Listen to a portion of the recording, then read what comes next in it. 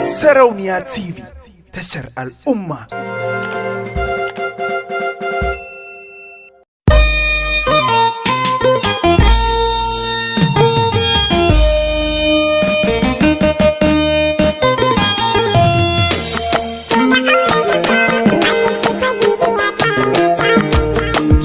Productions. To da aurenta mata ke ta bibiya ta mai chatin, ayi mini adalci, ayi mini sassauci, tun farko ban ba ta fuska mun kada ba.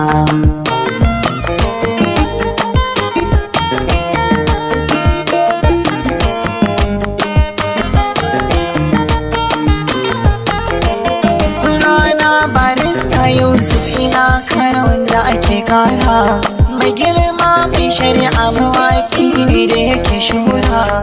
A cikin waƙoƙin nasa tarbiyya ya fi gyara, ko da a majalisa da mutan kirki ya fi hira. Ayi min alfarma da matar nan mai ɗan hira, zana tambaye ki shin kin san wanda ake kara? Kwarai na san shi, waƙoƙinsa shi na fi saurara, ni nake kiran shi muna chatin ba kullum. Sunana barista Kasim, lauyan mai kara mai girma, ina da bukata mai shari'a a yin dama. Mai laifi in tambaye ka shin a yaushe ka soma?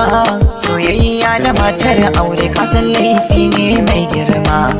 Objection mai shari'a wannan zai sa shi cikin kyarma.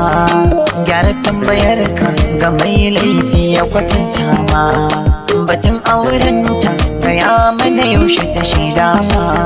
Ita budurwa ce, me yasa baka bincike komai ba?